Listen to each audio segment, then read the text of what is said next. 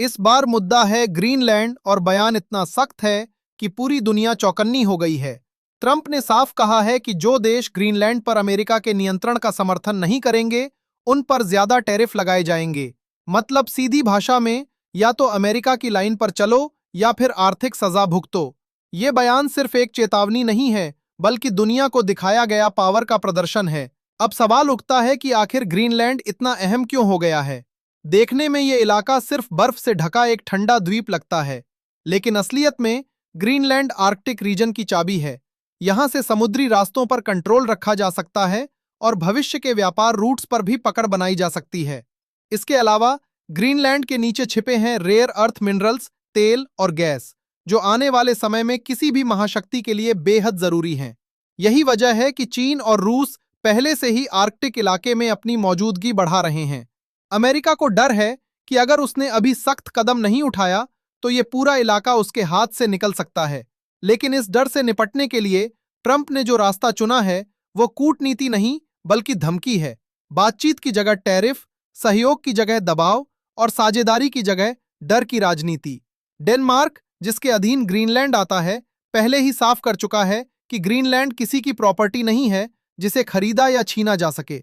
Europe के कई देश इस बयान से नाराज हैं और नाटो के अंदर भी बेचैनी साफ दिख रही है। अमेरिका के अपने सहयोगी अब ये सोचने पर मजबूर हैं कि क्या ट्रंप के नेतृत्व में अमेरिका पर भरोसा किया जा सकता है या नहीं। कुछ लोग कह रहे हैं कि ट्रंप पूरी तरह पागल हो चुके हैं, लेकिन सच्चाई ये है कि ये पागलपन नहीं, बल्कि उनकी सोची समझी रणनीति है। ट्रंप हमेशा दबाव बनाकर, डर दिखाकर और विवाद खड़ा करके सामने वाले को झुकाने की कोशिश करते हैं। उनके लिए राजनीति एक बिजनेस डील है, जहां दोस्ती, भरोसा और रिश्तों से ज्यादा फायदा मायने रखता है। लेकिन इस तरह की राजनीति का एक बड़ा खतरा भी है। अगर अमेरिका बार बार अपने दोस्तों को भी धमकाएगा तो शायद कुछ समय के लिए लोग झुक जाएं, लेकिन लंबे समय में अमेरिका अकेला पड़ सकता है। भरोसा टूटने के बाद ताकत भी कमजोर होने लगती है और दुनिया अब यह समझने लगी है कि अमेरिका के फैसले स्थिर नहीं रहे हैं। आज ग्रीनलैंड निशाने पर है, कल कोई और इलाका होगा।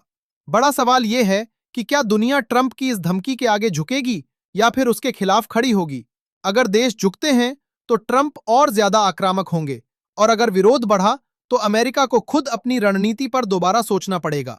एक बात तय है कि ग्रीनलैंड अब सिर्फ बर्फ से ढका द्वीप नहीं रहा, बल्कि ये आने वाले समय की सबसे बड़ी जियोपॉलिटिकल लड़ाई की जमीन बन चुका है, और ट्रंप इस आग को भड़काने में कोई कसर नहीं छोड़ रहे।